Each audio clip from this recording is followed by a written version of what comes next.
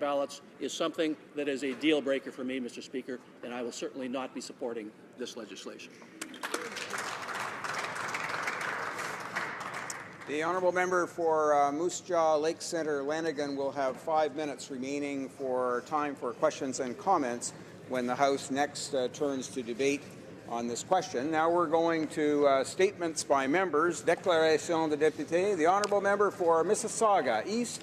Thank you, Mr. Speaker. It pleases me to rise today to mark the visit to Canada of the President of the Republic of Poland, Andrzej Duda, to commemorate the historic 225th anniversary of the Polish Constitution, May 3rd, and to extend my best wishes for this special national day to the Polonia, our many Polish communities in Canada. My riding, along with the city of Mississauga, is home to over 30,000 members of the Polish diaspora in Canada. They have made a remarkable contribution to local businesses, services, and the cultural fabric of the city. Along with me, they will wish to pass along their warm welcome, Witam, Panie Prezydente. It is especially significant that the Constitution Day in Poland celebrates the adoption of the first written constitution in modern Europe. This constitution is most enlightened, advanced, and a reflection of the Polish spirit in the endurance of years and years of political hardship. Czeci Maja. The honourable member for Huron-Bruce. Thank you, Mr. Speaker. Spring is in the air. Summer's around the corner. Canadians from coast to coast are planning their summer vacations. I recommend the riding of Huron-Bruce to take your vacation. With over 100 kilometers of shoreline featuring beautiful beaches, boating, and some of the most beautiful sunsets in this country, Mr. Speaker, check it out. The Blythe Theatre, Huron Country Playhouse, historical lighthouses, museums, renowned golf courses, hiking trails, biking trails, try out a triathlon, the Kincardine Scottish Festival and Highland Games, the Godrich Celtic Festival, Lucknow Music in the Fields for country music, Dungannon Tractor Pull, the Walton Motocross, camping around the riding in our beautiful provincial parks, and some of the best restaurants this country has to offer. Mr. Speaker, visit Huron-Bruce and make 2016 a summer to remember. Thank you. The honourable member for Scarborough North. Mr. Speaker, this year marks a milestone for Gur Sikh Sabha Canada as they celebrate the Silver Jubilee of the Scarborough Gurdwara. This place of worship has served the faithful Sikh community in the Greater Toronto Area since its construction and grand opening in 1991. Over the years, the original building was expanded, establishing the Gurdwara as an important landmark in my riding of Scarborough North. Like the Sikh community in Canada, the Scarborough Gurdwara came from humble beginnings. We should not forget that this year is also the 102nd anniversary of the Kolmogata Maru incident.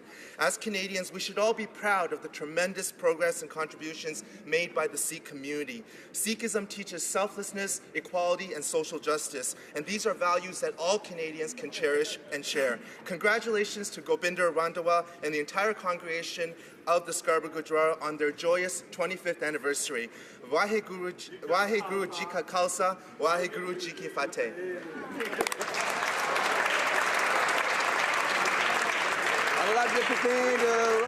The Honourable Member for Rosemont-La Petite Patrie. Mr. Speaker, the innovation and ingenuity of people in Rosemont-La Petite Patrie impresses me every single day.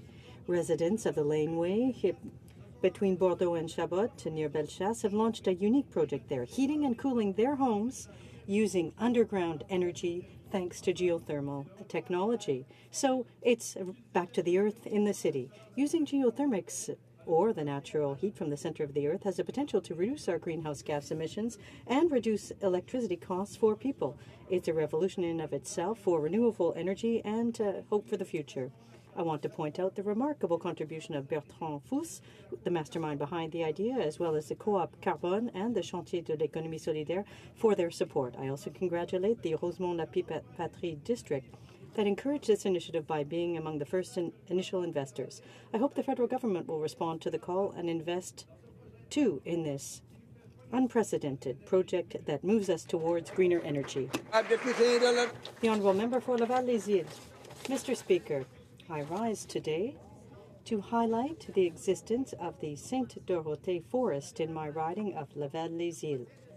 Sainte-Dorothée Forest is one of the 3 largest forested zones of Île-Jésus. There are many activities there: walking, bird observation sites, and interpretation signage. In addition, the public portion has also got a 3-kilometer-long pathway that is used by hundreds of snowshoers each year. The Sainte-Dorothée Forest is in a neighborhood in my riding of Laval-des-Îles that has undergone significant residential construction in recent years. This treasure must be preserved at all cost in order to give future generations a chance to save it and to appreciate the many joys and memories that come along with this fabulous site. Thank you. For Red Deer Mountain View. Mr. Speaker, loving what you do is what drives bold individuals to take a leap of faith and start their own business. George Ingham took this leap in 1916 and started George T. Ingham & Son Jewelers in Innisfail. This fine business is a prime example of entrepreneurship, commitment, dedication, and strong business sense, which has allowed this family business to thrive in our community for 100 years. My family, along with many other families of Innisfail and District, have appreciated the fine service and quality of product of this outstanding small business as it passed through the generations from father to son to son. Mr. Speaker, on May 16th, my wife Judy and I are pleased to be joining our fellow community members in honoring Garth and Joanne Ingham as they proudly celebrate 100 years of passion, craftsmanship, and service to our community.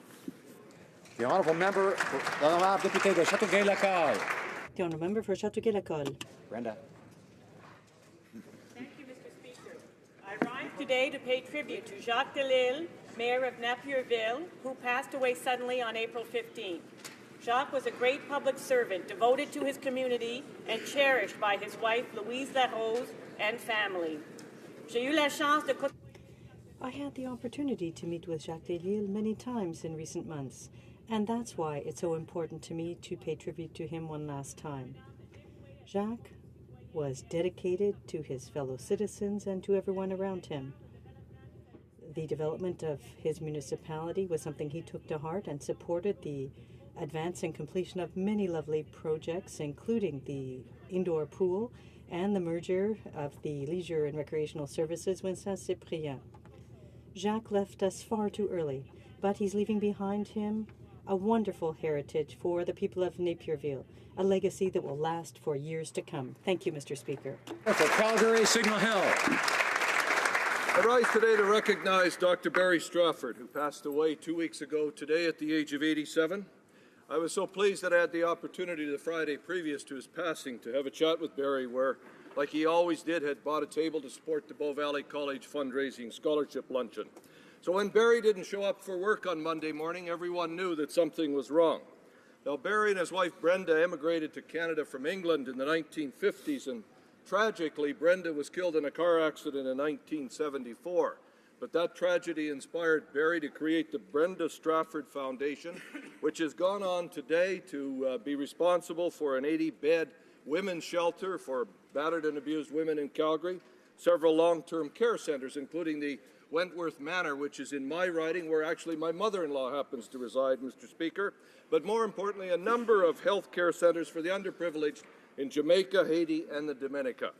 Mr. Speaker, I know Barry can rest peacefully because his foundation and 40 years of good work will be carried on by family members, volunteers, and staff. Thank you, Mr. Speaker. Honourable Member for Coquitlam, Port Coquitlam. Mr. Speaker, this past weekend I attended Port Coquitlam's 93rd annual May Day celebration. The day kicked off with the community pancake breakfast, followed by the Rotary May Day parade, and finished at the community block party. I commend the organizers for putting on a world-class May Day celebration. And it's just the beginning. Next month, Coquitlam hosts the BC Highland Games with the region's best bagpipers, Highland dancers, and caber tossers coming to compete. In July, Port Coquitlam gears up for the POCO Grand Prix, a premier cycling event. with 200 top international cyclists. And in August, 60,000 spectators will attend Port Coquitlam's 12th annual Downtown Car Show. I encourage all members to join me in the Tri-Cities, a wonderful community that's doing great things. Thank you. The honourable member for Davenport. Mr. Speaker, I rise today to honour the anniversary of the Carnation Revolution, which took place last month on April 25th. The annual commemoration of 25 de Abril, as it is known in the Portuguese community, the largest ethnic group in my riding of Davenport, celebrates the end of almost 40 years of the longest authoritarian government in Western Europe. April 25, 1974 marked the day that effectively changed Portugal into democracy. The revolution started as a military coup, but soon transformed into a popular campaign of civil resistance. It is called the Carnation Revolution because almost no shots were fired in ending the dictatorship. And as the population took to the streets, carnations were placed into the muzzles of the rifles and on the uniforms of the army men as the population helped hasten the end of the dictatorship. I want to thank Carlos Morgadinho and the rest of the executive of Associação Cultural 25 de Abril for their tireless efforts to ensure that the lesson of the Carnation Revolution is never forgotten. Once democracy is won, we must stay vigilant and always fight against any threats to our democracy, whether in Portugal or in Canada, this blessed country that we're so lucky to call our home. The honourable member for Sudbury. Thank you, Mr. Speaker. The 7th edition of the Greater Sudbury Book Fair took place last week. Every 2 years, as part of this event, some 10,000 people who love to read converge on downtown Sudbury to read and meet with their favorite French authors from across the country. Access to cultural products in French is an important issue for our communities, and so that's why readers from across Northern Ontario participate in this book fair, which has become one of the most significant literary events in the country. It's a landmark moment for all communities and all francophones in the North. Throughout the week, Sudbury was a hive of artistic activity. In addition to the book fairs, there was also the national campaign Reading Town, as well as the 5th edition of the Alternative Art Fair, a major event for visual arts. I say long live the Book Fair, Reading Town, and the Alternative Art Fair to all the authors and artists back home. Thank you, Mr. Speaker. The honourable member for Richmond, Arthabaska. Mr. Speaker, the first Heroes Are Human bicycle tour kicked off Saturday morning here right in front of Parliament.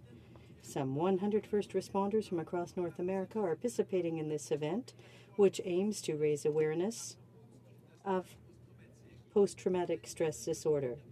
For about 15 days, 88 paramedics, police officers, and firefighters will cover the 1,600 kilometers separating Ottawa from Washington. As Deputy Critic for Public Safety and Emergency Preparedness, I want to congratulate the organizers of this event. Awareness of the repercussions with respect to PTSD is of the utmost importance. Just think about the first responders and what they're facing, the ones who are fighting the flames in Fort McMurray. In closing, Mr. Speaker, I want to inform this House and all Canadians that alongside my colleagues, the members of the Standing Committee on National Security, we are currently conducting a study and will soon be putting forth recommendations to establish a national plan of action to adequately support our first responders. Thank you very much, Mr. Speaker. Mr. Speaker, whether it's the NHL, the MLB, or the NFL, sports are important to Canadians. It brings people together, it inspires a healthy lifestyle, it helps us understand the value of hard work and teamwork, and it generates community unity. We may be divided on our favorite hockey teams, from the Canucks to the Canadians, but Canada only has one NBA team, and the Raptors are making a serious run in this year's playoffs.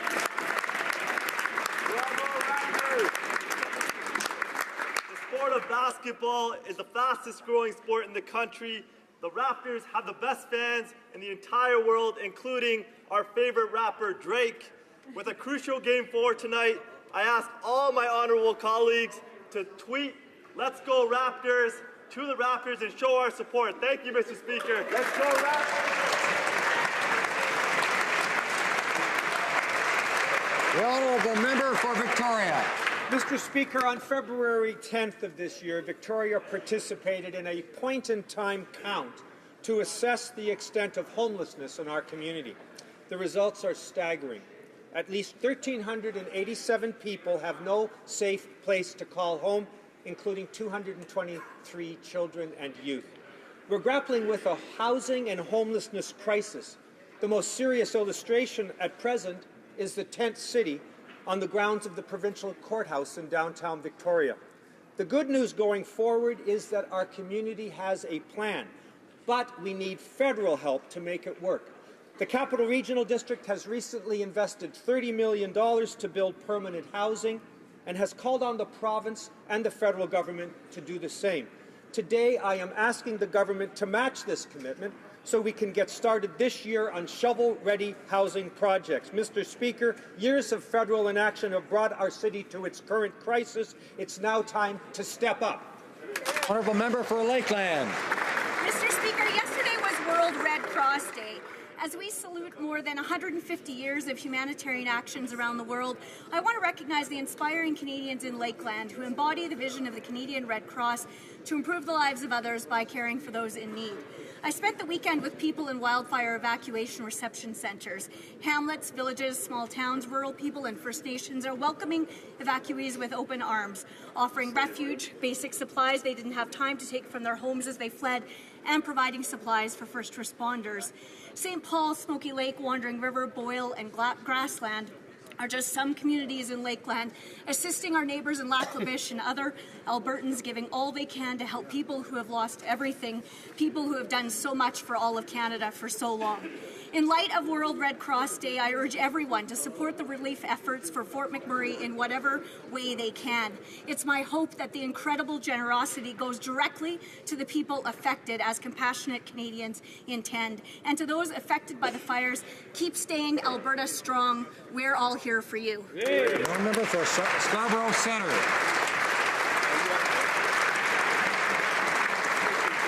The honourable member for Scarborough Centre. Mr. Speaker, during National Nursing Week, we honour the dedicated women and men that are there to care for us and our loved ones when we are most in need. There are many dedicated nurses in my riding of Scarborough Centre, but I would like to pay a tribute to one outstanding nurse that is making difference at Scarborough Hospital's Mental Health Department, Kelly Brockington. Kelly was recently honoured by Cancer Care Ontario and the Ontario Renal Network at the Human Touch Awards for going the extra mile to touch the lives of patients. Kelly is passionate about helping cancer patients and volunteered to lead a project that is making mindfulness and cognitive behavior therapy part of the cancer care program. Kelly is one of the many nurses making a difference in the lives of patients every day. During this National Nursing Week, I ask this House to join me in thanking her and all our outstanding Canadian nurses. Thank you.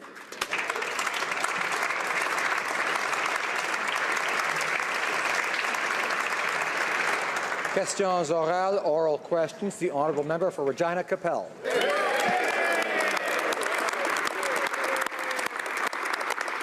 Mr. Speaker, the stories emerging from Alberta regarding the response to the wildfires are truly inspiring. In typical Canadian fashion, there's been an outpouring of support and aid from all over the country. From restaurants offering free meals to people rescuing pets, Canadians from coast to coast are stepping up and helping in any way they can. Now, it's right that the government agreed to match donations to the Red Cross. Will they take the next step and match donations to other worthy charities that are on the ground and delivering assistance? The Honourable Minister of Public Safety. Mr. Speaker, the Red Cross has proven to be an enormous and valuable partner in dealing with the immediate crisis of this situation. They have extraordinary depth and reach and capacity to provide the kind of immediate emergency assistance that was required in the very short term in dealing with those circumstances. They've done a magnificent job. As we move now into future phases of how we will assist Alberta and Fort McMurray in the recovery, we will examine all possibilities for how everyone can help to the maximum extent possible. The honourable member for Regina Capel.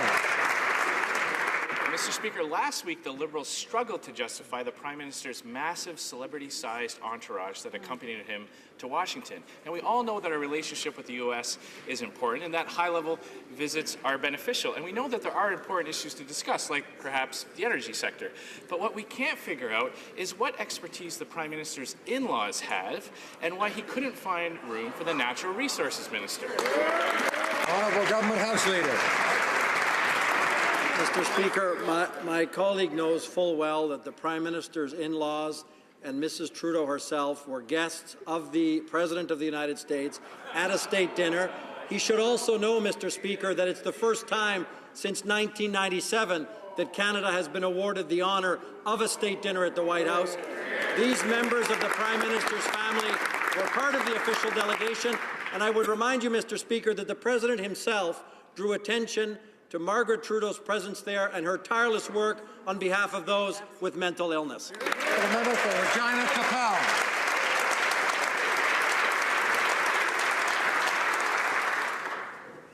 Well, the Prime Minister didn't just squeeze out cabinet ministers for his in-laws, he did it as well for Liberal Party bagmen, and Canadians are disgusted that Liberal fundraisers went along for the ride. The Prime Minister's political friends were granted unprecedented access to senior U.S. officials. The Prime Minister used a state visit to help his buddies connect with Washington insiders for their own personal gain. In exchange for raising money for the Liberals, they were invited to come along to make contacts to further their own personal interests. This was clearly a reward for their political support. How can the Liberals justify this unethical behavior? The Honourable Government House Leader. Again, Mr. Speaker, my friend knows very well that the two individuals to whom he's referring were invited to attend the event by the White House. He should also know, Mr. Speaker, that the taxpayers in no way contributed to the expenses of these individuals. All of their expenses at all times were incurred by them personally, and the taxpayers in no way, directly or indirectly, contributed to this part of the visit. The Honourable Member for Louis Saint Laurent. Mr. Speaker, we know that for Canada, natural resources are very important for our economic development, whether it be oil or the Plan Nord in Quebec. However, where was the Minister of Natural Resources at the White House? Well, no, he wasn't at the White House. He was in Ottawa. However, the Prime Minister took some very important people, the President of the Liberal Party and the Liberal Party's chief bagman. Mr. Speaker, is there anyone in this government who can tell me, seriously, why is it more important to have the bagman for the Liberals there instead of the Natural Resources Minister? The Honourable Government House Leader. Mr. Speaker, we are proud of what was accomplished at that historic visit to Washington. I would like to remind my colleague that this is the first time since 1997 that Canada has had the honour of having a state dinner at the White House. He is referring to certain people who work as volunteers for the Liberal Party of Canada. He knows very well that at all times their expenses were paid by them themselves and at no time by the taxpayers in any way. The Honourable Member for Louis Saint Laurent. Well, but that's the problem, Mr. Speaker. If it's so important, if this was the first time since 1997, why did you leave the Natural Resources Minister here in Ottawa? I would like to remind the Honourable Member to direct his comments to the Speaker, and we'll start again. Well, I know you have good judgment. That's why I don't direct it to you.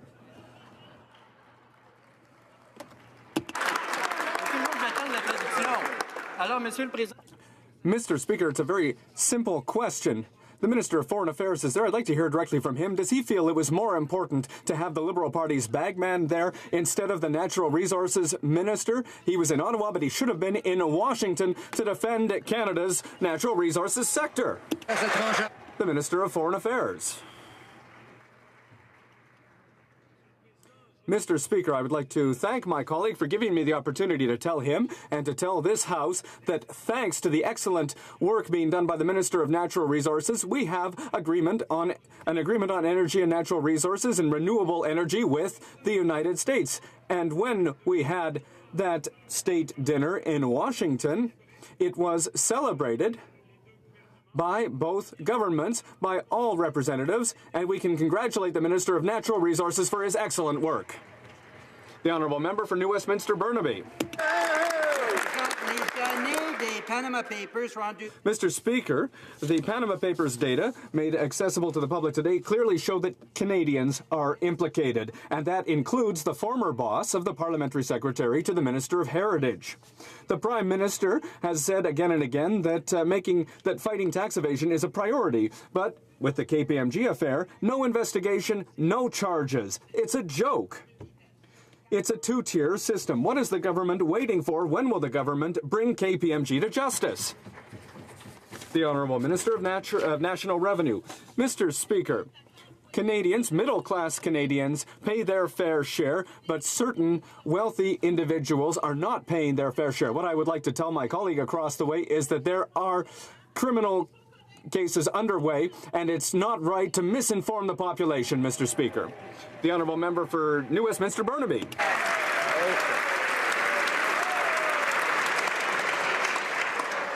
The disinformation comes from this government, and the reality is, Mr. Speaker, Canadians are implicated in the Panama Papers, including the former boss, the Parliamentary Secretary for Heritage. And the government's words are empty unless they're willing to actually charge people guilty of tax evasion and those aiding and abetting these tax cheats.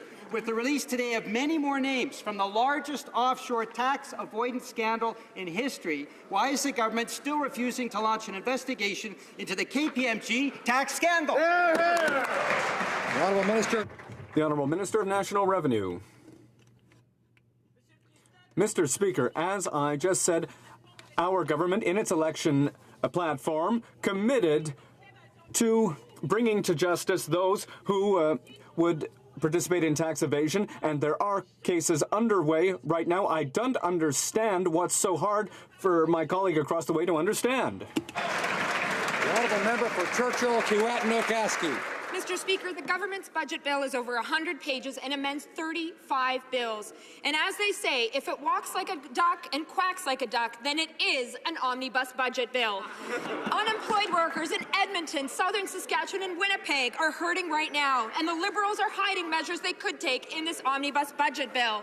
Will the government agree to split this bill so changes to EI, veterans benefits, senior support, and banking regulation all get the proper study they deserve? The Honourable Minister of Finance. Mr. Speaker, we want to be very clear and open with Canadians. Our budget, the measures in our budget are all in our Budget Implementation Act. There are measures there that are just related to our budget. We know that that's the appropriate way to move forward. We have got an ambitious plan that has measures that are going to make a real difference for Canadians, and that is exactly why the budget has the number of pages it does, which allows Canadians to understand what we're trying to do to improve our country. The Honourable Member for Churchill, Kiwatinokaski. Mr. Speaker, thousands of Canadians will have criminal records because the Liberal government has refused stubbornly to immediately decriminalize marijuana. Today, we see former Prime Minister Jean Chrétien criticize the Liberal government and endorse the NDP's push to make sure no one again has a criminal record for simple possession.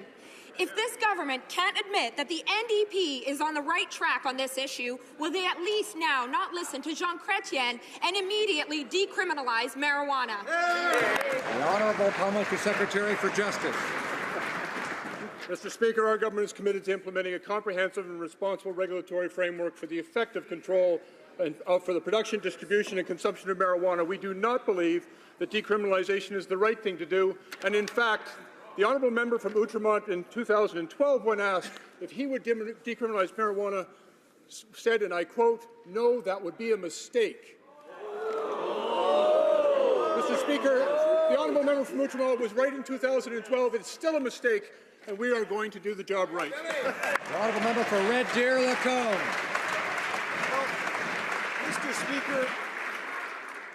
Speaker, we know the Prime Minister brought 44 people as part of his personal entourage to Washington, D.C., which included his mother and his in-laws. And so far, the initial cost of the trip is north of $25,000 for 3 days in the fun. Now, we understand Liberals can't go without their entitlements, but why does the Prime Minister think his family and friends of the Liberal Party are entitled to live so large on the taxpayers' dime? The Honourable Government House Leader.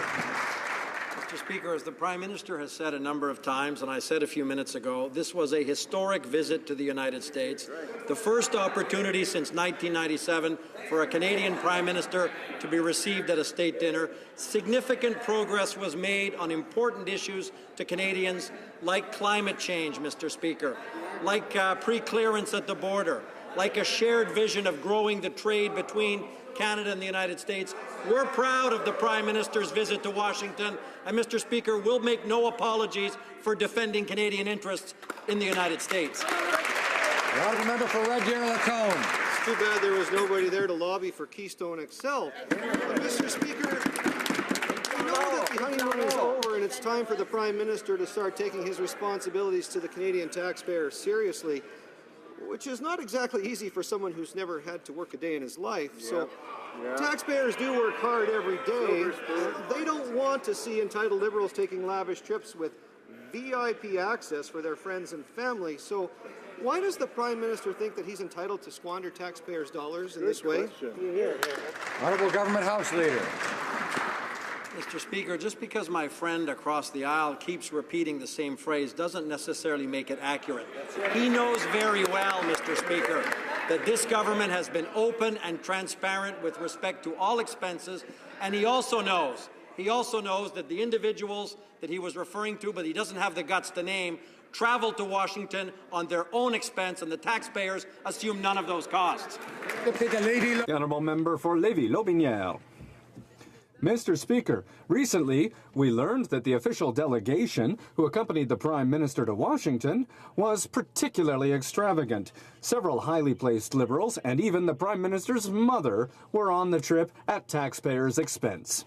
Mr. Speaker, why was the Prime Minister's mother there taking advantage of public money to accompany her son to Washington, and what was her role in the Canadian delegation?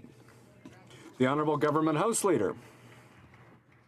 Mr. Speaker, on this side of the House, we are very proud of Margaret Trudeau. We are proud that she was included in our official delegation. She was invited by the White House. Monsieur le Président. Mr. Speaker, we are very proud of Margaret. We are very proud as well of her major contribution to informing all Canadians about mental illness. And, Mr. Speaker, President Obama himself highlighted the contributions of Margaret Trudeau, her major contribution to that important question. The honourable member for Lévis-Lotbinière. Mr. Speaker, our colleagues forgot to mention that they were proud that the Liberals' chief bagman was there. During this official visit, Mr. Speaker, well, the in-laws were also there at this official dinner. Mr. Speaker, the Prime Minister's in-laws, were they there as part of the Canadian delegation, or were they just there? The Honourable Government House Leader.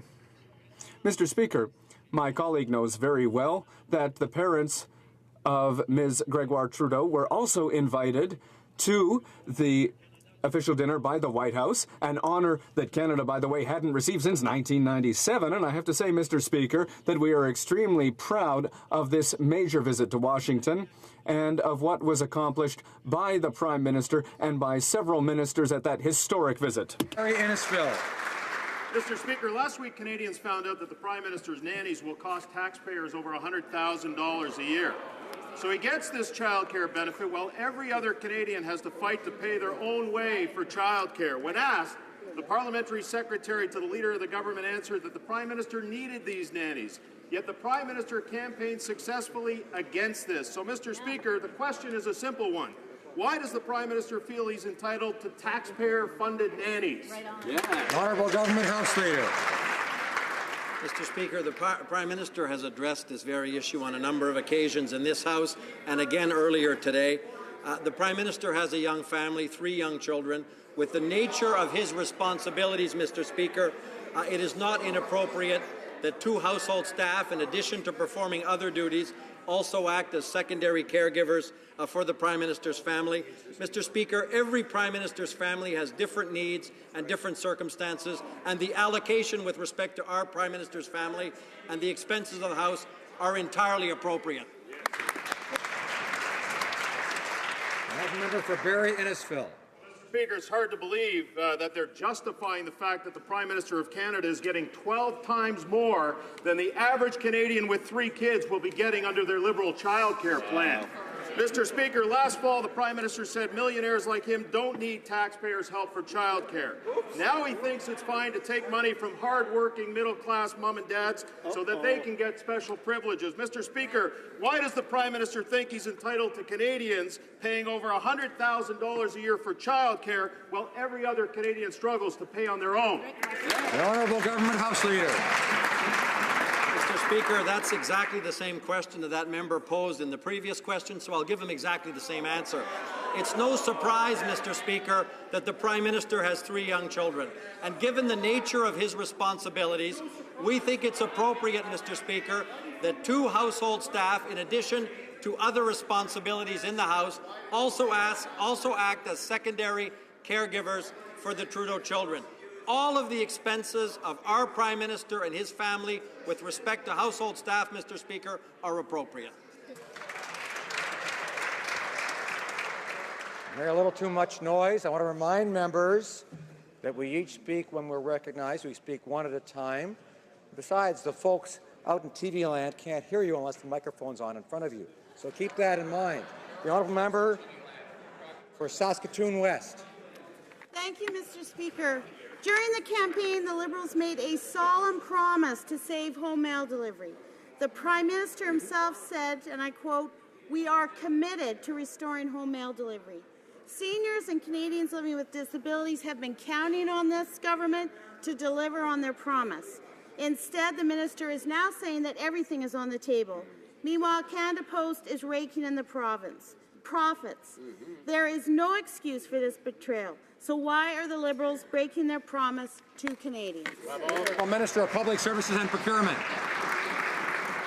Mr. Speaker, while the member opposite might have an issue with Canada Post being given a comprehensive, independent review, Canadians that I'm hearing from want to have a say. They're looking forward to this consultation process. They really want to know what we will be doing with respect as a government in terms of roadside mailboxes. We put a moratorium in place with the installation of no more roadside mailboxes. People still continue to get door-to-door delivery, but we also need to make sure that we hear from Canadians from coast to coast to coast, and that is exactly what this independent, comprehensive review will do. The honourable member for Rosemont, La Petite Patrie. At home, that's it. La promesse libérale. The Liberal promise was to restore home mail delivery, not to completely review everything. This is a basic public service, something that is profitable, that doesn't cost 1 cent in taxes for seniors and those living with a disability. These Liberal cuts are not going to be easy to digest. The Prime Minister himself committed to restoring home mail delivery. Why today is the government going back on its word and turning its back on all Quebecers and Canadians who want and need this service? Procurement. Mr. Speaker, we committed to having a comprehensive, independent review of Canada Post. We committed to putting an end to the installation of roadside mailboxes. The review is underway. Canadians want to have a say. They want us to know exactly how they feel about the services that are being provided. It is a comprehensive, independent review. Who can argue with Canadians having a say in terms of the postal services that they will continue to receive? The honourable member for Portage Lisgar. Mr. Speaker, we've heard from the Prime Minister and the Minister of Public Safety in terms of what the government is doing to help the people of Fort McMurray, but we haven't heard anything yet from the Minister of Natural Resources in terms of the effect that the fires are having on oil production here in Canada. In light of the fact that 6 of the largest oil producers have suspended operations, will the Minister commit to quickly meeting with these CEOs, finding out what they need to get their workers safely back to work? Minister of Natural Resources. Mr. Speaker, the eyes of the country are on northern Alberta, and so many of us are looking at those who have lost their livelihoods and lost their homes. We also realize that the oil sector have been impacted to about 1.5 million barrels a day, which is having an impact, but not on prices and not on supply because of the situation of the North American market. Yes, I am meeting with industry leaders. I will be having a conversation later today with the Energy Minister from Alberta. And the most important point is our hearts with those who are suffering. That's it. The member for Portage-Lisgar. Mr. Speaker, absolutely. People's safety is of the utmost importance, but it's important that these people know that they have a job to go back to when they can go back home. They also need to know that the Minister of Natural Resources understands the serious implications of these oil productions being shut down. Mr. Speaker, can the Minister of Natural Resources tell the Canadian public and the people of Fort McMurray what actions the government is willing to take and to take quickly so that they can help oil producers who want to get back up and running and get these people back to work when they are able to go home? The Minister of Natural Resources. Mr. Speaker, I have had and will continue to have conversations with industry leaders. We are looking very closely at the impact of these fires on supply. We understand very well that Alberta has been hit very hard this year and there have been serious job losses. That's why, as a government, we have responded to that reality. We will continue to do so, and we will continue to do so knowing that the oil sector will continue to be a very important part of the Canadian economy. All the member for Edmonton Riverbend. Thank you, Mr. Speaker. I'm not sure how they've responded to it yet, but however, Fort McMurray has been home to economic infrastructure that has fueled our Canadian economy. In the past few days, oil companies have shut down. The Canadian economy is about to take a huge hit. A household saves for times of disaster, such as the loss of a job or family emergency. In his budget, the Prime Minister has left almost no wiggle room for a disaster such as this. Will the Prime Minister change his current spending habits to accommodate for this massive economic loss?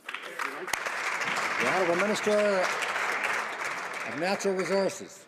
Mr. Speaker, we are aware, as all members of the House are, of the impact that these fires are having on the people of Northern Alberta. We know that the Government of Canada, through the leadership of the Minister of Public Security, has found a way to assemble all of the resources of the Government of Canada in a unified effort with the Government of Alberta, with Canadians who have given to the Red Cross, matched dollar for dollar by the Government of Canada, because we know what our responsibilities are. Member for Edmonton Riverbend. Mr. Speaker, that hardly seems like an answer to my question. However, the fire of Fort McMurray has displaced over 80,000 people who are unsure if they'll have a home to return to. Organizations, businesses, and everyday people have come together unselfishly to raise money. In contrast to that, the Liberals took a nonpartisan meeting with the official opposition and turned it into a Liberal Party fundraising email. Can the Prime Minister explain how it is appropriate for the Liberals to take advantage of this tragedy for a partisan gain? The Honourable Minister of Public Safety. Mr. Speaker,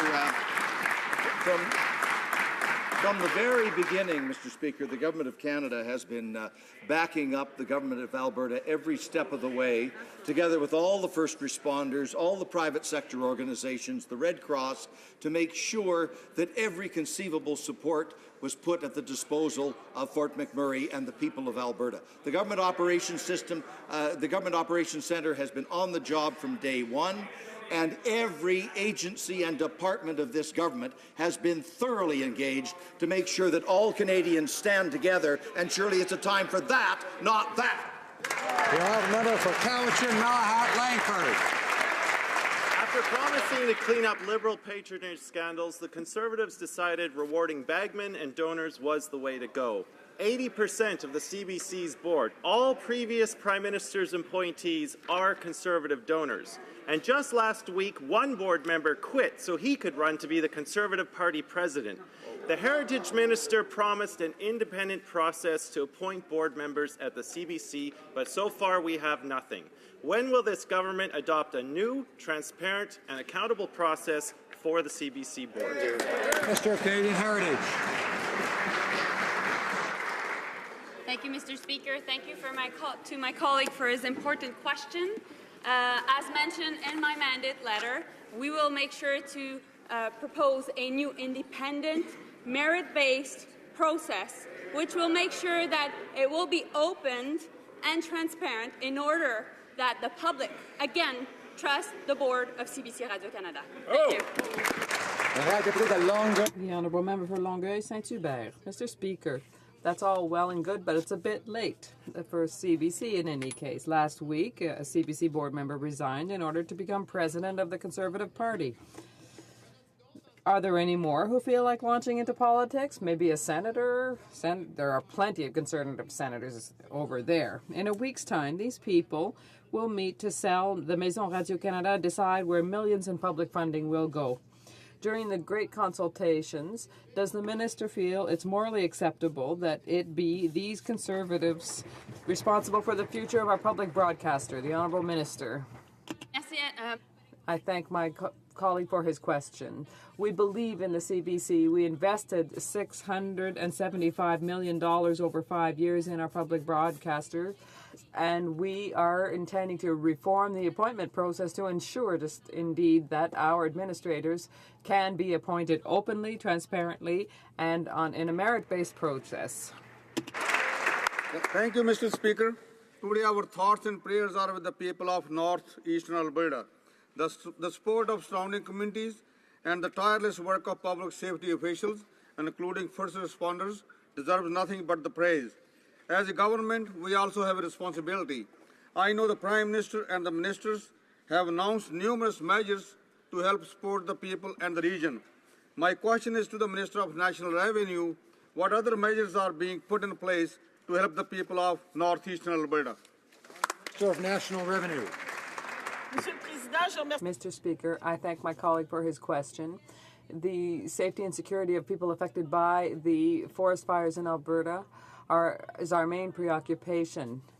Collection and audit activities, cancel and penalties and interest for those who are unable to file their tax return or pay amounts owing.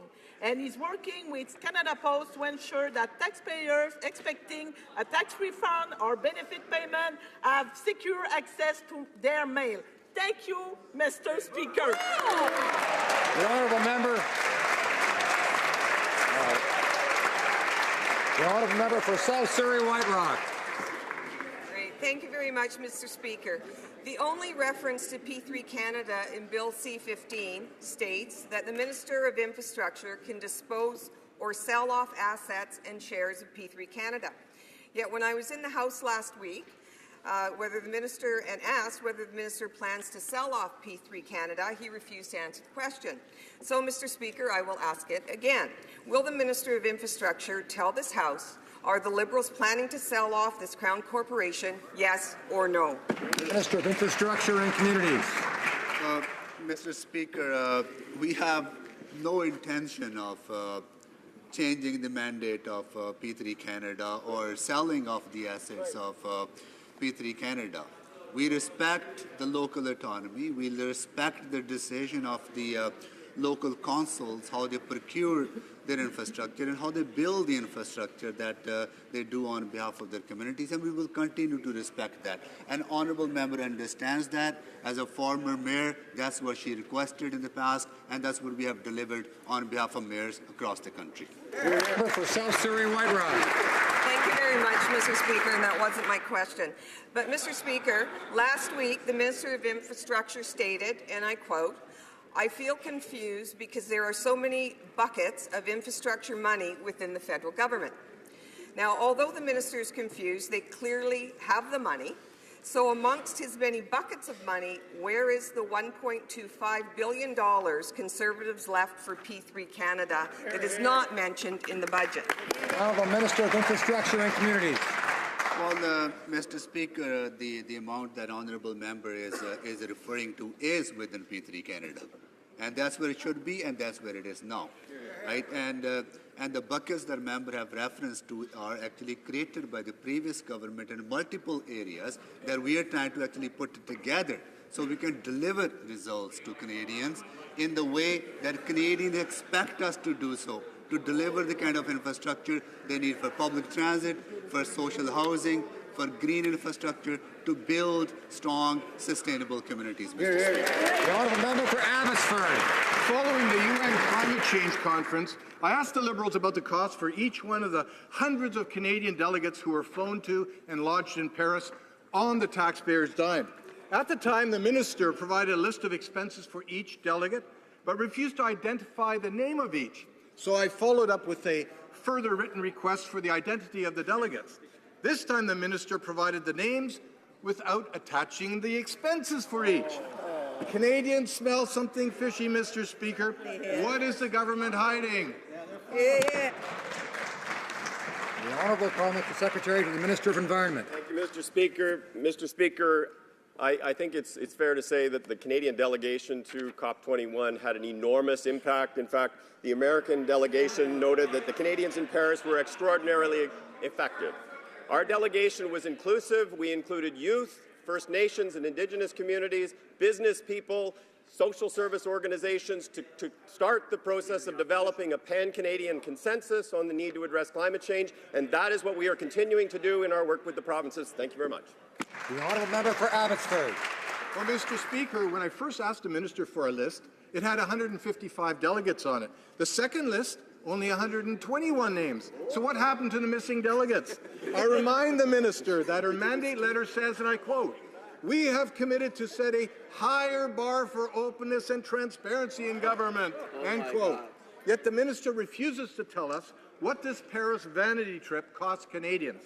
So again to the minister, what happened to the higher bar for openness and transparency, and what is she hiding?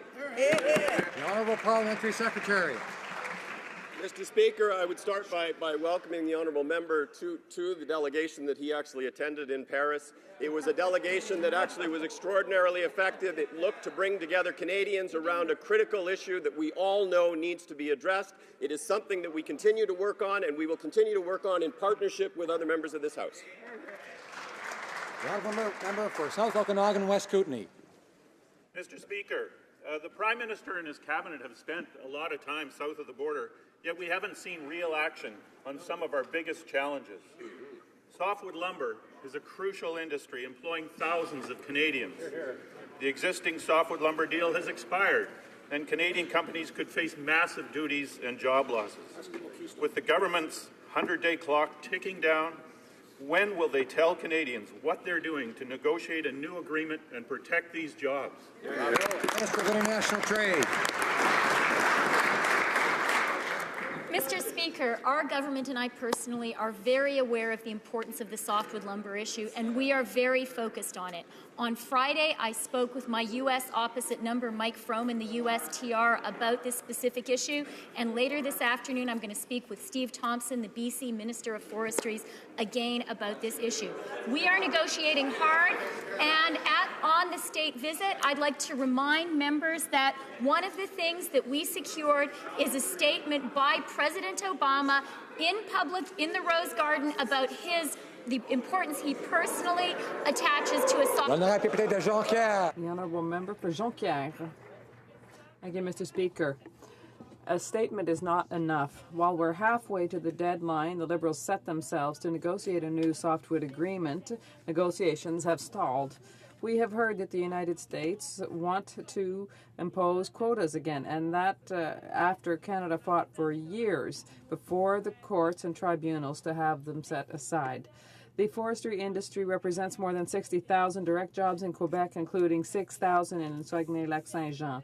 Will the Liberals defend the forestry industry in Quebec and confirm to us that these jobs will all be protected within the framework of the negotiations? The Honourable Minister of International Trade. Mr. Speaker, we have been clear from the outset that this issue is of absolute priority for this government. I'm pleased to announce that the Prime Minister and President Obama have emphasized the interest they have to have a long-term softwood lumber agreement. And as I already said, Friday I spoke with Mr. Froman about this issue, and we will continue to remain in regular contact with stakeholders who are concerned in Quebec and across the country and the forestry industry in Quebec. Calgary Nose Hill. Mr. Speaker, the Liberals House have indicated that they plan to immediately lift the visa requirement on Mexico, and by their own admission, they haven't completed a standard evidence-based formal review to justify this decision. So given this, given the upcoming Three Amigos talk, I'm wondering if the Minister can give the House a very specific answer on what security screening information they've used to justify this decision. The Honourable Minister of Immigration. Well, thank you, Mr. Speaker, and thank you to my colleague for her question. As I've indicated before, this is a wonderful opportunity for Canada to reinforce our partnership with one of our two other North American partners, an opportunity to expand trade and get jobs for all these middle-class Canadians looking for work, while at the same time we are completely mindful of the issues which the member raises and will be working hard to ensure that those concerns are met. Member for Calgary-Nose Hill. Well, Mr. Speaker, that was a perfectly good opportunity to tell the House about that screening information, and he didn't take it, so I'll give him another chance. In 2008 alone, there were over 9,000 Mexican nationals who were scheduled for removal from Canada on the basis of inadmissibility. And the cost of removing someone from Canada on this basis can range anywhere from $1,500 to $15,000. So can the Minister please specifically tell the House of Commons what safeguards the Liberals are going to put in place to ensure that we won't see another wave of inadmissible asylum claims? Minister of Immigration. Mr. Speaker, again, I thank my colleague for her question. And juxtaposed with all the benefits I have mentioned, there are also concerns which she has identified. And I can assure her that we are in consultation with my colleague at Public Safety, with members of the Mexican government, to ensure that all of the apparatus at our disposal regarding security, regarding dealing with asylum seekers, all of those matters are in place to deal with this situation. Honourable Member for Markham Unionville.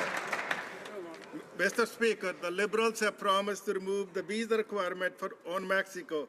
The Liberals have also promised to base their decision on evidence. Since a visa requirement was imposed on Mexico, asylum rate for Mexican nationals during the last 4 years has remained below 1%.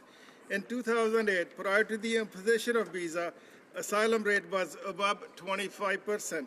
Can the Minister tell Canadians why he is making changes when the evidence clearly does not back it up? Thank you.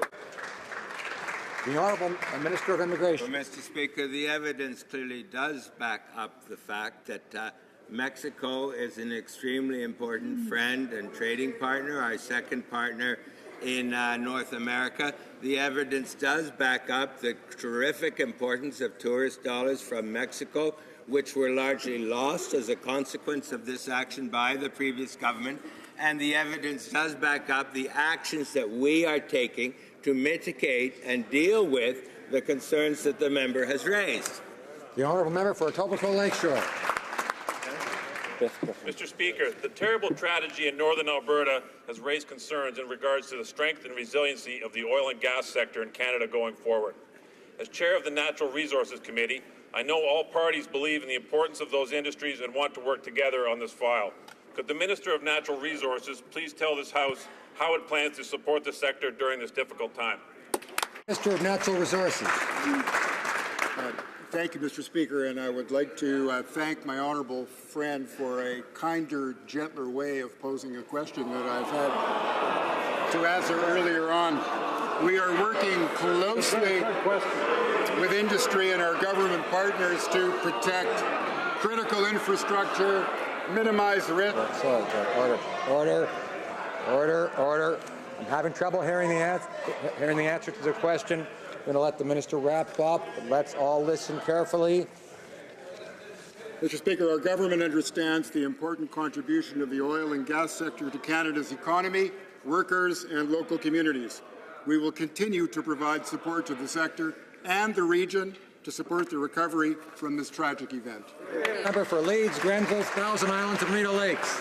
Mr. Speaker, last May, the Health Minister announced compensation for thalidomide victims, including a provision to help the so-called forgotten victims, those who don't have medical records to prove that their mothers took thalidomide. Now, 1 year later, with the application deadline approaching at the end of this month, those same victims are being victimized again by requirements that they cannot meet because of lost or destroyed records from 50 or 60 years ago. Mr. Speaker, how will the Health Minister rectify this? Minister of Health. I thank the honourable member for his question, and I would like to thank the Thalidomide Victims Association of Canada for their very hard work and collaboration with Health Canada on this matter. As he has indicated, the federal program for thalidomide survivors has begun to provide financial support that will help people to live for the rest of their lives with dignity, and I'm pleased to report that the implementation of that program is on track. The ongoing annual payments have begun as planned. Lump sum payments have been made to nearly all thalidomide survivors, and going forward we are continuing to work with individuals who have not yet been recognized to determine their eligibility. Thank you. For Vancouver East. The people in the downtown east side fought long and hard for Crap Park, and now the port plans to infill 7 acres of the waterfront, posing a real threat to the park. The Conservatives gave sweeping powers to the port, allowing them to assess and approve their own projects, undermining accountability to Canadians. The port has even refused to meet with the Mayor of Richmond on plans to convert agricultural lands into warehouses and shipping centres. Will the minister take action to ensure there is real accountability from the port, who thinks is not answerable to anyone? Minister of Transport. Thank you, Mr. Speaker. I thank the member for the question. And of course, as we know, the Canadian Port Authorities are shared governance authorities. They operate with a considerable amount of autonomy. They are the masters of their own destiny in the sense that they have to grow the port. This is the largest port in the country with over 140 million tons per year, worth some $200 billion. Of course, we encourage the Port Authority to work with all the local communities, including the City of Richmond. Thank you. For Toronto Danforth. Mr. Speaker, inequities within the Canadian population are more and more of concern. We know that many people are having a hard time making ends meet. Can the Parliamentary Secretary to the Minister for Families, Children and Social Development inform this House of the strategy for poverty reduction? The Honourable Parliamentary Secretary. Mr. Speaker, and I want to thank the Honourable Member for Toronto Danforth for the question and for her passion on this issue. There are a number of historic measures we have already taken, Mr. Speaker, to reduce poverty. To name a few, we have introduced the Canada Child Benefit, benefiting 9 out of 10 Canadian families and lifting hundreds of thousands of children out of poverty, Mr. Speaker.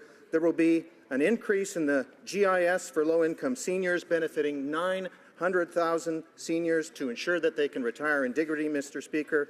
And that's why we will be working with provinces, territories, and Indigenous communities to develop a national... The Honourable Member for Durham. Mr. Speaker, the Minister of Public Safety knows that many frontline members of the RCMP continue to have questions about Bill C-7 and how it will impact their workplace. Yet the Liberals are limiting debate, and they're not permitting members of Canada's police force to have their own say through a secret ballot vote on the formation of their own union, Mr. Speaker. Why are the Liberals denying the RCMP basic democratic rights when we charge them with protecting those rights for other Canadians? The Honourable Minister of Public Safety. Mr. Speaker, the previous government adopted an abusive approach toward organized labor. It introduced Bill C-377 and Bill C-525, designed to undermine collective bargaining rights in this country. By contrast, Mr. Speaker, we have undertaken to do what the previous government failed to do, and that is give our CMP members, for the first time in history, the opportunity to collective bargain through an agent that they choose for themselves. The Honourable Member for Bécancour-Nicolet-Salerne. Mr. Speaker, the Federation of Quebec Chambers of Commerce is asking this government to defend our dairy industry from the imports of diafiltered milk. It invited the government to uphold both the spirit and the letter of the cheese standards in order to treat diafiltered milk as a dairy ingredient. The Federation therefore adds its voice to those of the UPA and the National Assembly to protect our dairy producers. Will the government respect the Quebec consensus by enforcing the regulations in effect to the letter? The Honourable Parliamentary Secretary. Mr. Speaker, I want to thank my colleague for his question.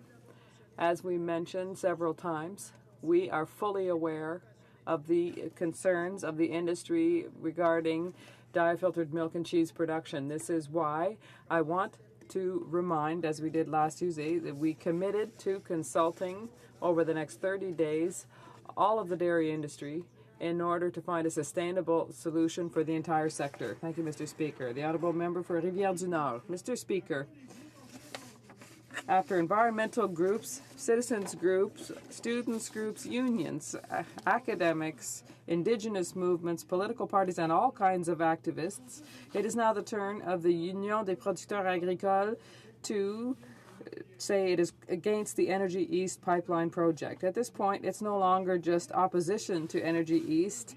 It is a real consensus.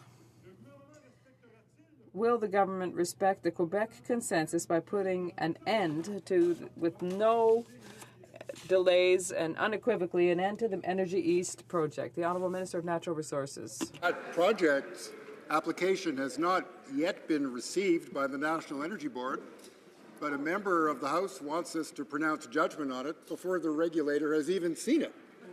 I don't think that would be a responsible way for us to proceed. It's very clear to all Canadians the way in which we will proceed, which is principled, with the predictability of timing, and with meaningful consultation with Aboriginal peoples. That's a better way forward, Mr. Speaker. The Honourable Member for Rivière-du-Nord. Mr. Speaker, once again today, on the two issues that are the most crucial, which is diafiltered milk and Energy East, the largest Quebec institutions are speaking together. And clearly, there's no way they can get the attention of this government. Quebec consensus runs aground before the Canadian Parliament, and it's utter indifference. With the backing of 40 Quebecers who act as ambassadors for their government in Quebec. By refusing to respect the Quebec consensus, will the government confirm that the only way Quebec will determine what happens on its territory is to obtain its independence? The Honourable Minister for National Revenue. Mr. Speaker, I'm very pleased to be able to answer my colleague who, over the last 20 years in remote regions like the Gaspé, completely destroyed economic activity. I'm very pleased to be one of the 40 members from Quebec who will work for Canada and will work to represent the regions and to develop the economy in Canada. Thank you.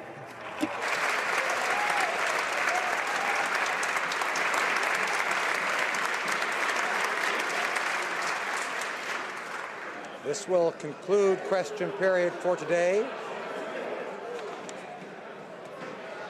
I have order. I have a question of privilege. The honourable member for Hamilton Centre. Thank you, Mr. Speaker. I appreciate the opportunity to take just a couple of minutes to make a couple of personal comments. Last Friday, this House had the historic opportunity to debate the words of our national anthem. It was historic in terms of the presentation of the debate that was given, and it was certainly historic in terms of our friend from Ottawa, Vanier, who was able to come from his hospital bed directly here on Friday.